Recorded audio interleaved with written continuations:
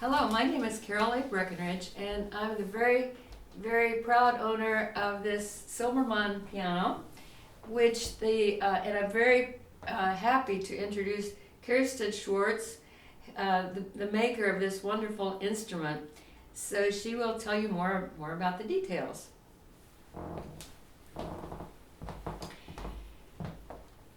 Yeah, so Gottfried Silbermann, who is the original maker of this piano, experimented with the piano action already in the 1720s and 30s. We know from documents that the Cristofori action was known, and there was probably in Saxony Cristofori piano. In the 1730s, in Zedler's Universallexikon 1733, Silbermann is mentioned as the inventor of a new instrument.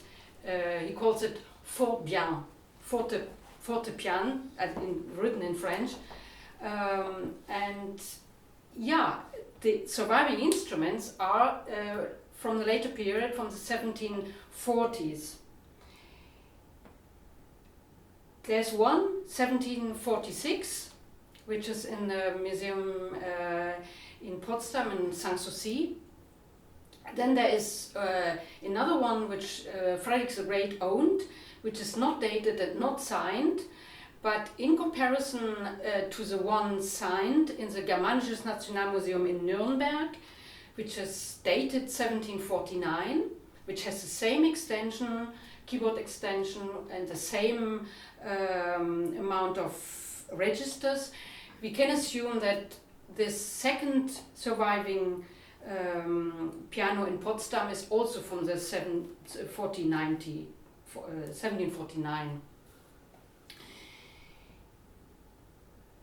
Silbermann used practically his traditional harpsichord he worked mainly with oak wood, but one of the three surviving pianos is also made of walnut. But interestingly, the two for Frederick the Great, which survived, are both in oak. So I chose oak for my copy. I investigated all three surviving pianos very much in detail, and it is striking that he really copied exactly the Cristofori action from 1726, which we can investigate in Leipzig in the Grassi Museum, where the original Cristofori piano from 1726 is exhibited. I took out the action to show you a few details, the most important details of this action. So the one which is very important for the sound is it has, the hammerheads are made of paper. It's paper rolls. I investigated it under the microscope, and there are several layers of handmade paper, and when I do it, I just make strips of handmade paper to 1 centimeter wide, and I put it in glue water, hot glue added with water, and I just roll it several times over a brass rod, and then I cut the pieces. And on top you have, and then when it's dry, it's hard, but it's also bouncy. So the idea is to have a very light, the opposite of today's piano heads with thick felt leather. So here the idea was to strike the very thin strings, which are still harpsichord strings practically, with a very light hammer. And yeah, so on top you only have one layer of deer skin. This we know also from an important article about Cristofori's invention, which is Scipione Maffei in 1711, has also a drawing. So we know from the surviving instruments, but also from the original article from Maffei, that there was just one layer of leather. Another important thing, for which I have to take away now the upper part, is the so-called escapement mechanism. So which allows much more control for the player. So the hammer practically before getting to the string is sent down, and can be the point of the hammer going back is regulated by this little escapement jack. So here it's a point of regulation. And this is quite a genius invention. And I know from having investigated all three surviving Cristofori pianos that Bartolome Cristofori, who's the original inventor of this action, he investigated and worked on it until the end of his life. So the last action from 1726 with Gottfried Silbermann then copied, because it was probably better than his own invention, I guess. This is really the result of 30 years of work on the action, because the other two surviving Cristofori pianos from 1722 and 1720, they have details, different details. So it's obvious that he really in his 1720s, when he was in his 70s, he still experimented and improved his own action.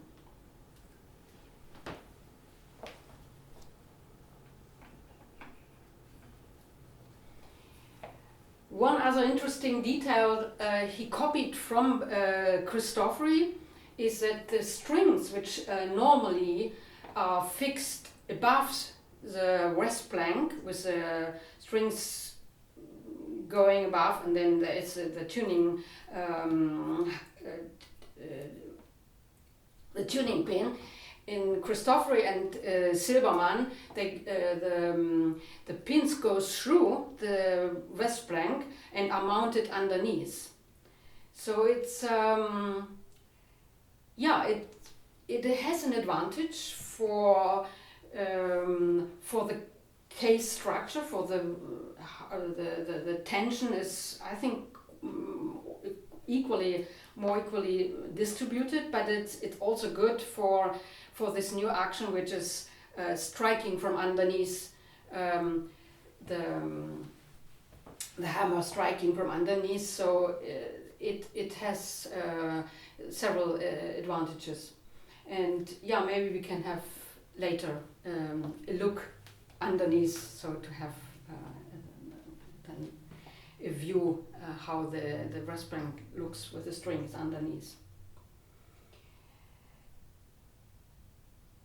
The soundboard is made of spruce, very fine grain spruce with a nice rose, made of various layers of cardboard. It's quite characteristics of also clavichords, Saxon in the Saxon tradition, and it's and the strings are unlike Cristofori, who used brass strings. Silbermann followed his own tradition and used iron strings for the treble part until the tenor, and then for the bass part brass. And so you have practically with the same action you get quite a different sound, and it is the reason why the Silbermann piano is quite a bit more powerful than a Cristofori piano is that having the higher case, the the hammers, they actually, the way they have to go to the strings is doubled in a in a Silbermann piano. So it is slightly heavier to play, but of course you get much more force into the action. So the hammers have more, are thrown to the strings with more energy, and so you can get a fuller and louder sound. And yeah, so Silbermann, he had I think already, whereas Cristofori was more, I think, more thinking of a harpsichord with dynamics. Gottfried Silbermann had already, let's say, much more piano sound in mind, which, yeah, you can already feel the history of piano of the future, which was going to come towards the romantic piano. I think it has already a very deep, still very clear, but also very deep sound. So looking at the string lengths, if you come from a harpsichord, you could play this piano at pitch 440. It is possible. But I was more interested to look at what use this piano had. And we know that Frederick the Great was a very good flute player, and actually this piano was mainly used at court to accompany his flute playing. And we have some original Quantz flutes survived, and they are all low French pitch, around 400, from 390 hertz to the highest is 408. So I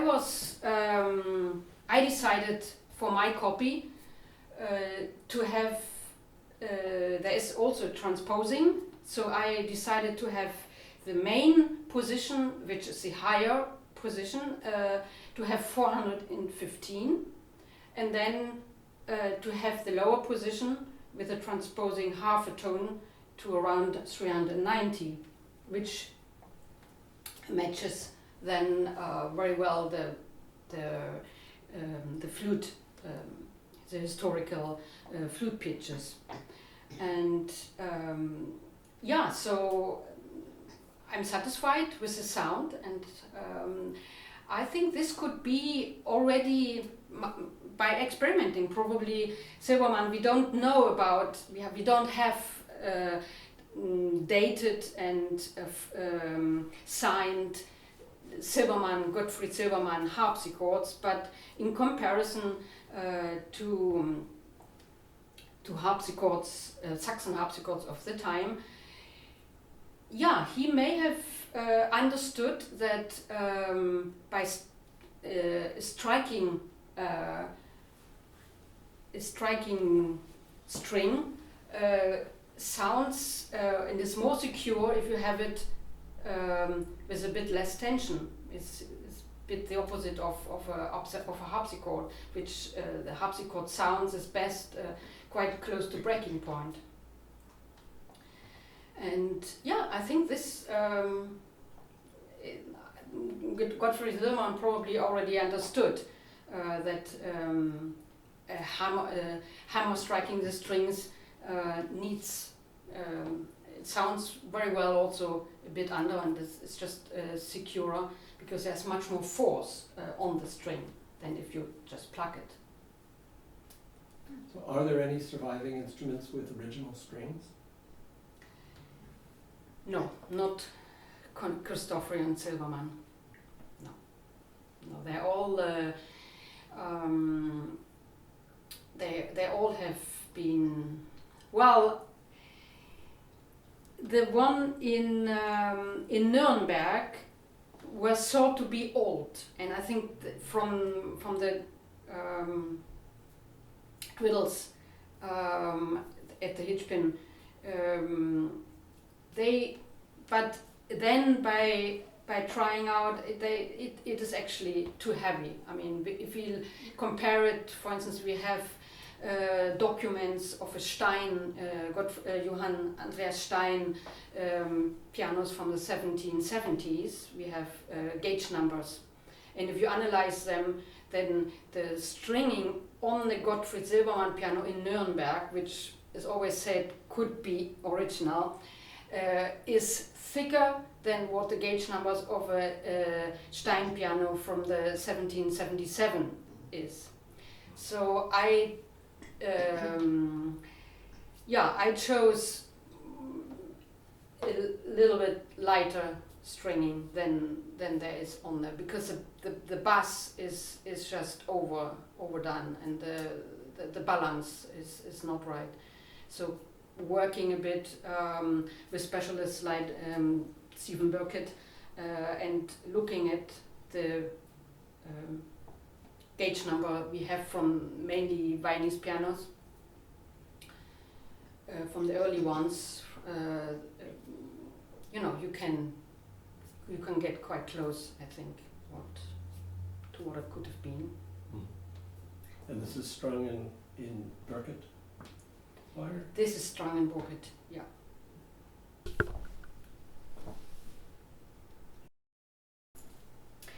Yeah, so there's one more register, which is a lot of work to make.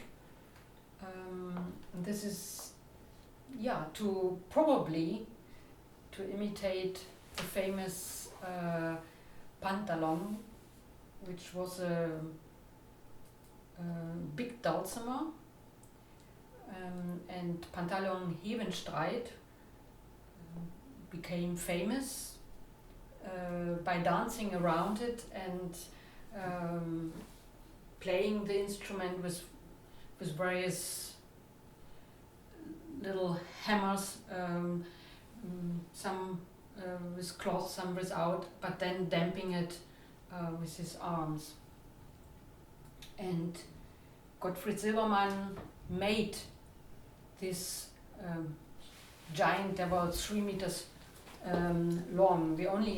Nothing survived, but we have descriptions of the instrument and of the famous panteleon. And it's the name panteleon. The instrument was named by in the French court where he got famous. So and because Gottfried Silbermann probably was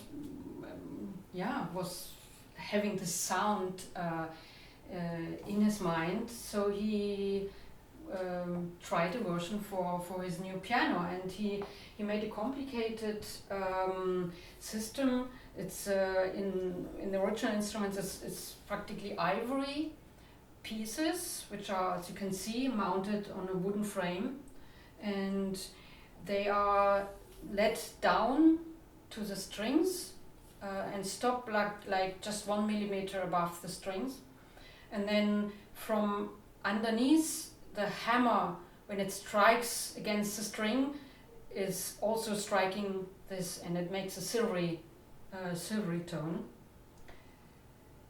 And because the soundboard is never flat, so to make it work, he had to have sections, so you can actually regulate it, and it's very sensitive to humidity. So yeah, I think this was not just a gimmick.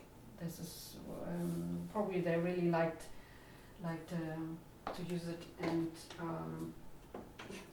so I will just demonstrate a moment the sound. So it's always hand levers. You have to let it down. Practically, you have to get up a bit to reach. So you just pull it down, and then. You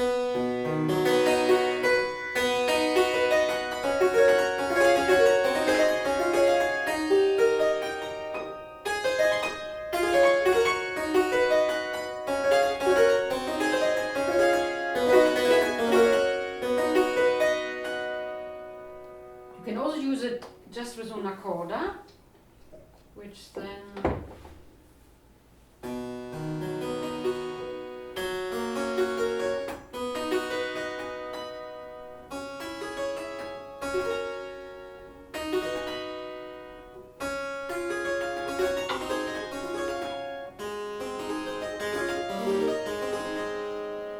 if you raise up the dampers, you can sound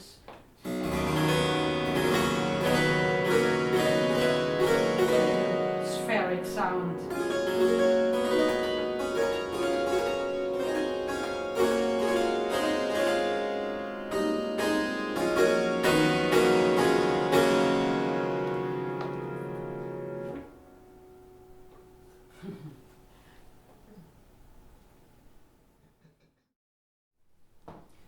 It's very interesting that both the Cristofori and the Silbermann pianos were the earliest pianos invented. Well, Cristofori's were the invention of, he did invent the piano, and then Silbermann took his action in the 1740s at least. And this predates the Viennese pianos by quite a bit. But it's interesting that the action of these, the Cristofori action is, in a sense, more complicated than the Viennese action, because you see there's a box, this box which has the hammers is on top of the escapement. In a Viennese piano, the hammer sits directly on the key, so it's just a very light bouncing action and feeling. Here, there's an under lever that pushes the hammer up. I don't know if you could see it, but it's under the hammer, so when you press the key down, that lever pushes up the hammer. This action is heavier than a Viennese piano. It takes a little more, and not really arm weight, but strong fingers. I think it's very similar to the clavichord in what's required to play it. Very strong fingers, and you have to stay close to the edge of the keys, just as in a clavichord. So this action then later went over to England. You know, in the later 18th century, the Viennese piano became, you know, the thing for the music of the Viennese classical composers, Haydn, Mozart, and Beethoven. This piano instead shifted over to England and then later France, and essentially became the basis of our modern piano action. So it's interesting to think that the very first pianos, you know, that action became the modern piano. But of course, the sound is not. It's not a modern piano. It's a very beautiful instrument. As I said, Kerstin Schwarz built it, and it was just completed in the fall of 2022. So I'm thrilled to have it. Hello. I'm very happy to present the Silbermann piano built by Kerstin Schwarz, and this is a copy of the Silbermann of 1749. It's now in Nuremberg. The composer Johann Sebastian Bach was well familiar with the Silbermann pianos, and at first he wasn't apparently satisfied when he first heard them in the 1730s, but then Gottfried Silbermann obtained a Cristofori piano and copied it exactly, and this became his action for all the surviving three pianos. And Johann then proclaimed that he was very satisfied with the piano. This was in 1747. And Johann Sebastian was also an agent for the sale of at least one Silbermann piano, which also indicates his approval. The piece I'll play to give you a sample of some repertoire that is very appropriate for this piano. The J.S. Bach Chromatic Fantasy.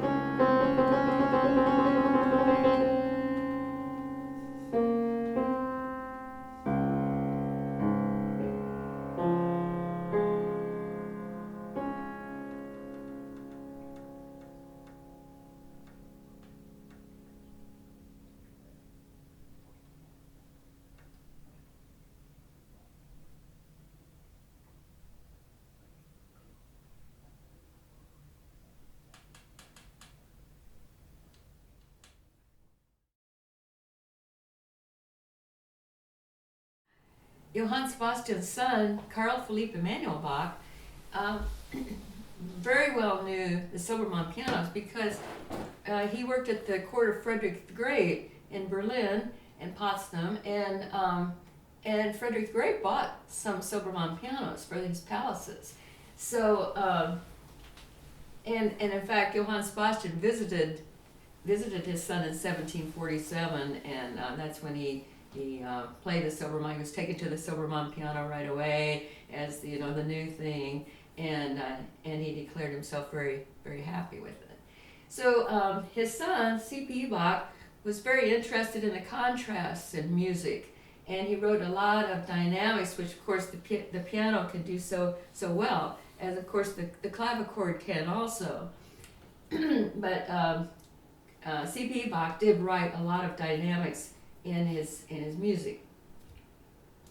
The piece I'd like to play is the first movement of the third Wurttemberg Sonata that was written in the 1740s.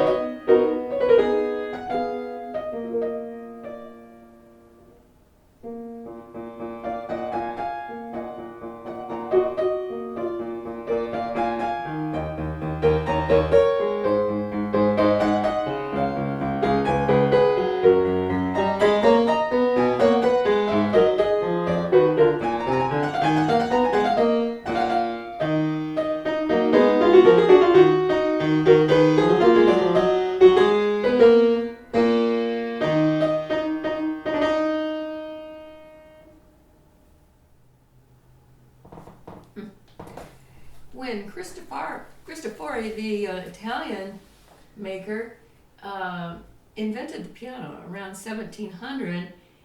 He called it a harpsichord that can play soft and loud because it had hammers that hit the strings. It was a very simple, simple instrument.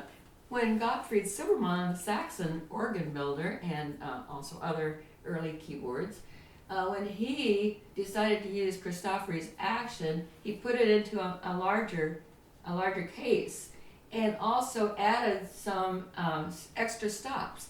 One was the damper raisings, which Cristofori did not have at all. So this would be now with the raising.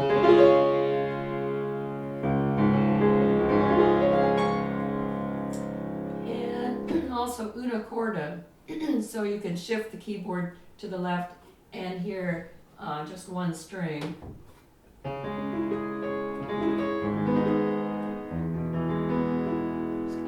Mysterious sound,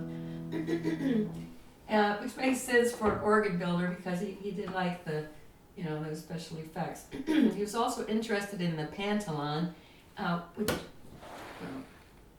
I can demonstrate that later. But I'd like to play just parts of the Fantasy in F sharp minor that CPE Bach wrote in 1787, the year before he died. And C.P. Bach mentioned the piano, the early piano, in his treatise a few times and said, it was attractive and so on and so forth. And he also said that the damper raising stop was really, really very nice for improvisations. So the fantasies that he wrote are quite improvisatory in nature. So I'll show you, without playing the entire fantasy, some sections that use these stops. So at the beginning, and also there are a lot of very extreme dynamics in this piece. So pianissimo, it begins pianissimo, and then and it changes so much, just as an improvisation would. So I started with the dampers raised. It's pianissimo. Back. Once more. So now I do just this side. And then you do the other side. So if you do just one side, then you basically get a graduated. Yes. Yeah. That's interesting. Yeah, worked really well for the fantasy. It's like the bass held, but then the very top was free. It's free. Oh, okay.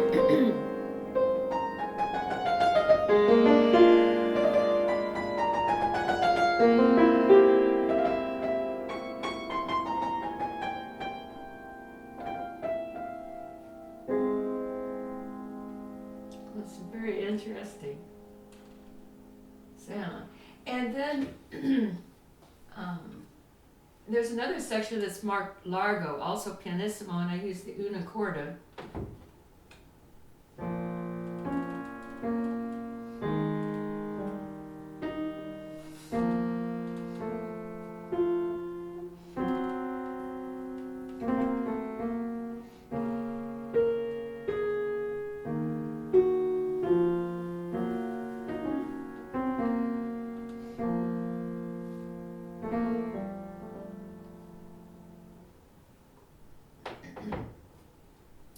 Okay, so that's just a little sample of some of the special sound effects. Now, I'd like to play a couple of Scarlatti sonatas. Why am I playing Scarlatti? Because Scarlatti was well familiar with Cristofori pianos in the Spanish court. There were 5 Florentine pianos, it's described, and the basic quality of sound of the Silbermann, I find is the same basic quality as the Cristofori, but it's just much bigger, fuller. So I think it works really quite well for a lot of Scarlatti's music. And I want to play the K8 from the Essercizi of 1738. And this one shows the beautiful singing quality of this instrument.